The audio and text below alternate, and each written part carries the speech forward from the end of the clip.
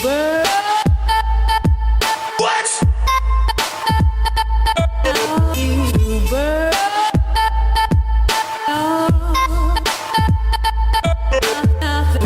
hello. Hey. Welcome to the Geekritique Show.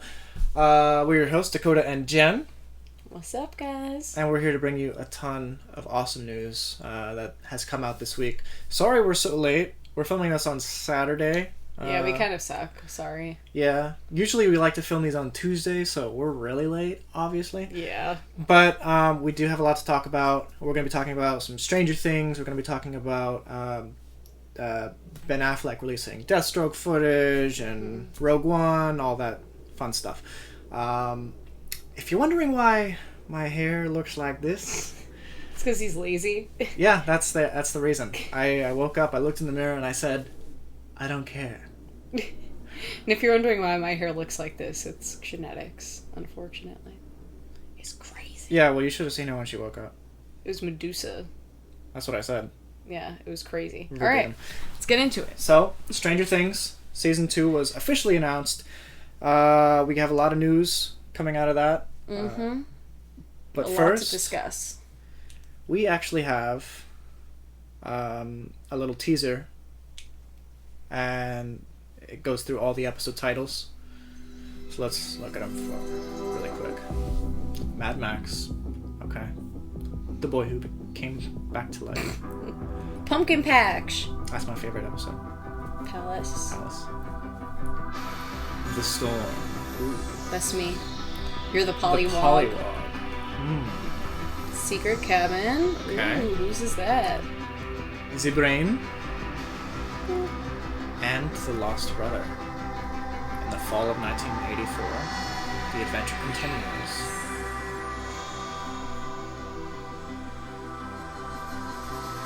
What a great intro. It's the best. It really is. Nothing gets me quite as pumped. Coming 2017. Okay. That's So. awesome. First things first. How many episodes do we have this season? 9. How many episodes did we have last season? 8. We get one more episode of Stranger Things next season. That is so cool. Phenomenal. In this upcoming season, they've announced that we're going to get 4 new characters. 3 we have some information and the names on, and we just know the actor of one. Yeah, but he doesn't fit any of those descriptions. Yeah, he didn't fit any of the descriptions, at least to me. The only one that he could have come close to is why don't we just go through the names first? Yeah, so first we have a young 12-year-old girl named Max. She seems pretty cool. She's kind of a tomboy, and instead of using a bike, she rides a skateboard. Mm-hmm. She totally changes up the game in Hawkins. She's kind of tough. And she's gonna be a cool character, I'm pretty sure, just from the description alone. Yeah. She has an older brother named Billy, who's very muscular. He drives a cool car. Yeah, he has a Camaro. And we don't know too much about him. And he'll probably like Nancy, because so does everyone in their age cohort, so... That's a good point. Yeah. I'm wondering, like, where they're from? I don't know, I feel like skateboarders are kind of, like, more West Coast, so I wonder if they're... Well, no, I mean, skateboards are skateboards. They can be ridden everywhere, but I guess this is 1984, so maybe... I don't know. That was just my take. I think they could very well have already lived in this town. We only get a small portion. That's true. They could have just lived there already and then came into the groups. Yeah, they may just not be like big characters as is right now. We have a third description of a character, a 30-something adult who lost something when he was very young and is now... Well, not he, because it's we don't actually know. Yeah, the character is gender neutral. Yeah. The name is Roman. Yeah, that could go both ways. Yeah. We don't really know what gender neutral means at this point, but what we do have is that he's lost something when he was very young, something very dear to this person. Stop saying he. It's a gender neutral character. Pretty sure it's a... No, that's not how it works. Oh, okay. All right. I don't know. I actually He really clearly doesn't get how this works. I'm sorry, people. don't know. Anyway, this person is looking for something. Or someone very dear to that person. Yes. So, seeking revenge. Seeking revenge, yeah. What am I talking about? So that person's going to be a 30-something-year-old adult. Now, we do have the name of an actor who's going to be in the series. And I love this actor. Yeah. He played Spencer in a little show called King of Queens that I was a big fan of. Patton Oswalt. And it's actually been said that the episode The Pollywog is named after him. Oh. Yeah. That's interesting. That is interesting. He does look like a pollywog. A little tadpole, yeah. A little tadpole. Oh, pollywog. What else? I don't think he's going to be the 30-something gender-neutral character because he is a 47-year-old actor. But you never know. You never know. It is possible. Doll him up. Yeah, it is possible. We don't have a name for his character yet. Yeah, so it could go. And he doesn't really fit the description for those. Yeah, he's just a little bit older for the description of Roman, but we'll see. Yeah, and it is possible. Obviously, the first episode, Mad Max, that's going about Max. It's going to be about Max.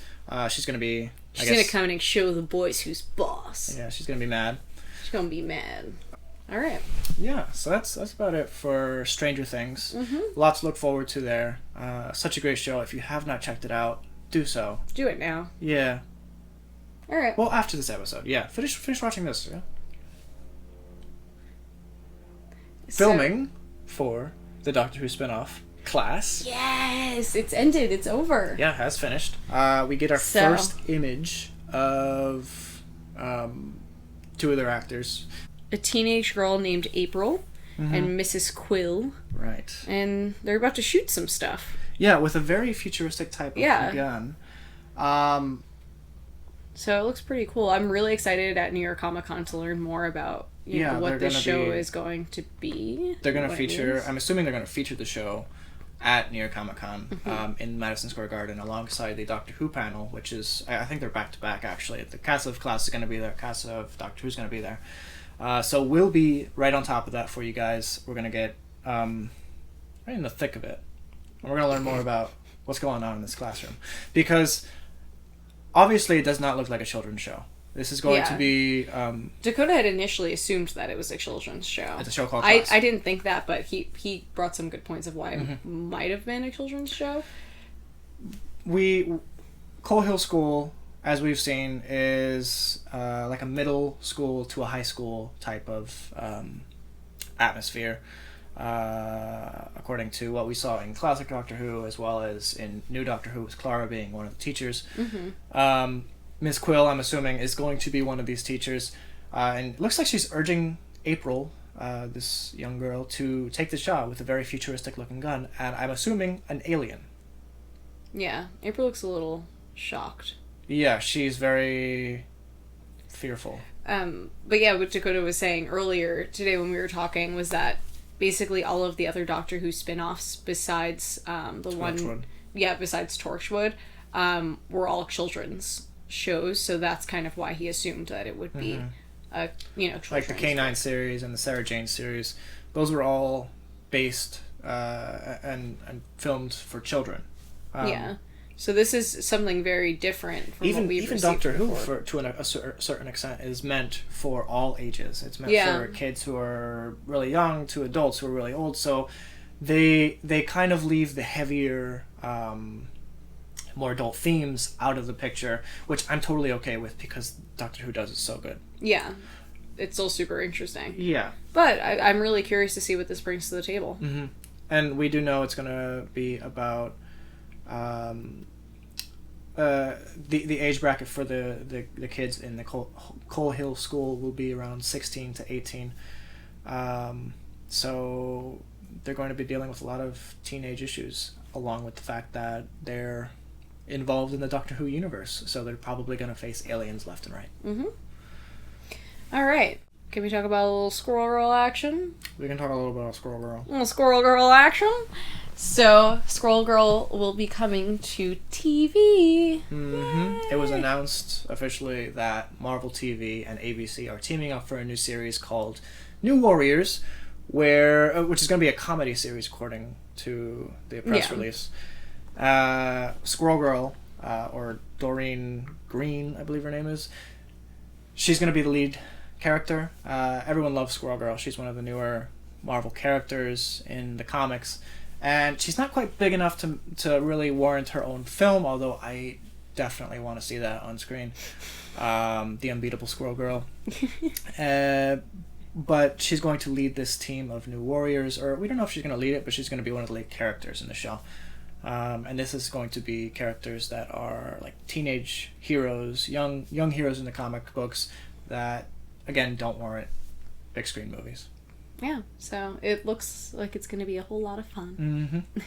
Mm-hmm. So a couple of actresses, are obviously wanting that part. Yeah. But the one that I thought was interesting was Shannon Purser, who is Barb from Stranger Things. Yeah, which who ties everyone into really loved Barb in Stranger Things. Like I was surprised by, like how many people were her fans. Yeah. It's not that I disliked her. I just was like, oh, Barb. She was the most 80s thing about that show. She was extremely 80s. Mm-hmm. So I think she could pull it off pretty well. Mm-hmm. And we know that she was recently cast in the Archie spin-off series Riverdale.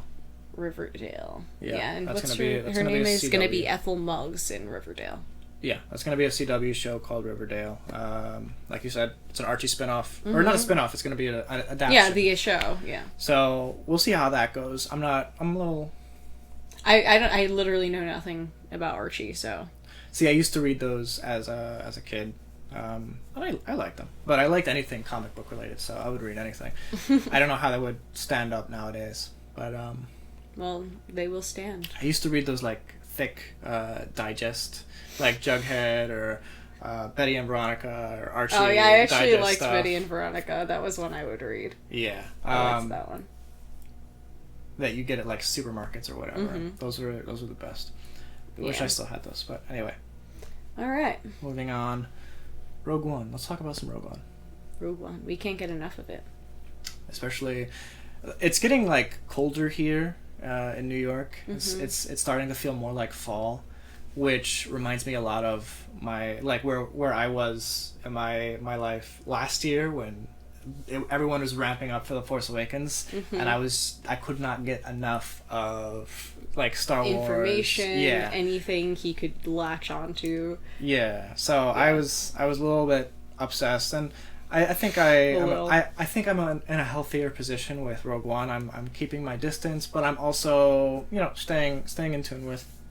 All the highlights. When Force Awakens came out, he was like crazy obsessed. Like he literally couldn't talk about anything else. Yeah. And every day on the way to work, he had to play the podcasts, any John Williams music, podcasts. Yeah. You name it. Whatever. Yeah. Make fun of me. Do what you will. He's nauseating. Ian McDiarmid, who has played the Emperor Palpatine in the prequels as well as some of the original trilogy, has declined the rumors that suggest that Emperor Palpatine will be in Rogue One. He was not in the film, according to him. What do you think about this? Well, I think, that doesn't mean that Palpatine is in the film. Okay. Even though this actor is known for playing Palpatine. First of all, he could totally just be saying that he's not in it, just, to surprise us. It wouldn't be the first time actors lied about that. Actors have lied about stuff like that before. Or it could be that, his circumstances might be different now. When was the last time he was on the big screen? He might have stuff going on in his life and he can't dedicate that time to the role anymore. Because when Dakota and I had first talked about it, basically, he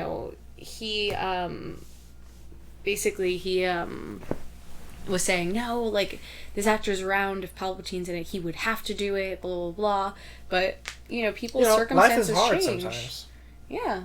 I don't know what's going on in Ian McDiarmid's life, personally. And we don't want to assume that bad things are happening in his life, but at the same time, I'm just saying this doesn't mean that Palpatine isn't going to be in the film, A, or B, it might just be that this guy's lying. Yeah, I think if they do have Palpatine in this film, they would find a way around his whatever's going on in his life. I don't think he would deny the role outright, because that's a huge portion of Ian McDiarmid's career.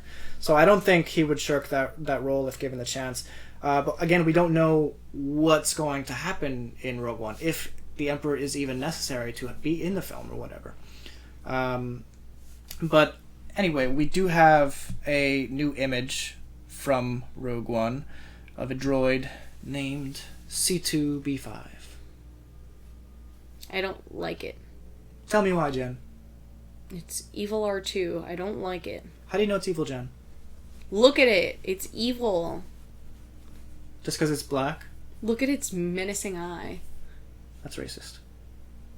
No, I'm saying its eye. It's eye? I don't know. I guess that's true. It's just because R2 did the red. That's true, because even, like, the clones are white, so it doesn't mean... Because I was just thinking, like, Darth Vader. He's Darth Vader-y colors. Yeah, that's true. why he looks evil. He's Vader-y. And it kind of reminds me, and I still have, like, post-traumatic stress disorder from in Clone Wars when there was that droid Goldie, and, like, the droid, like, totally betrayed them. And he was evil, and this reminds me of that. It reminds me of Goldie. And I don't know if I can handle that. He doesn't look like him, but he has the same posture. The same menacing stare. Look at that angle that he perches himself. There's just something... Dangerous. He's dangerous. He's a danger to us all. Yeah. He's a menace to society. A lot of people on the internet have been arguing over whether this is a C2 unit or an R2 unit. Is it an R2 unit? It's definitely an R2 unit. Look at it. Yeah. And...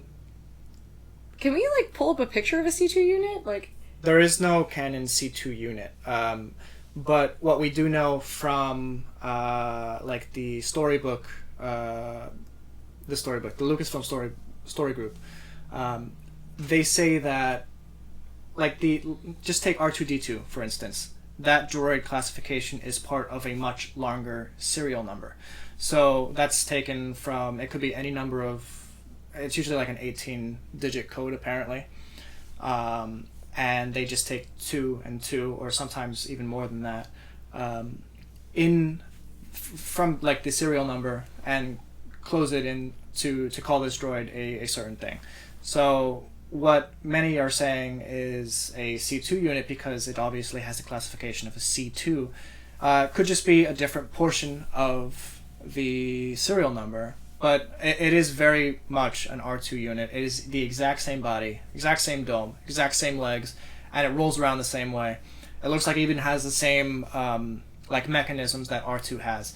So people are arguing over Do we nothing, have really. like any concept art on what a C2 unit would look like? I'm sure that there's some kind of description or image associated with the C2 that... Okay, so we do kind of. I'll put it right here.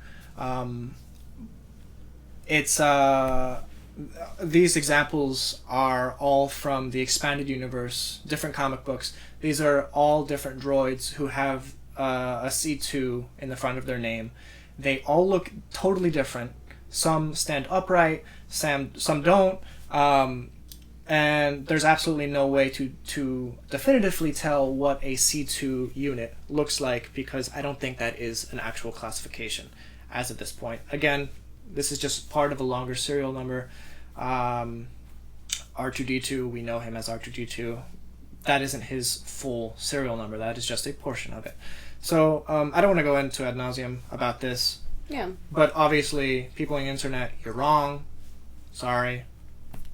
And we got some juicy juice from Ben Affleck. And by juicy juice, she means juicy news.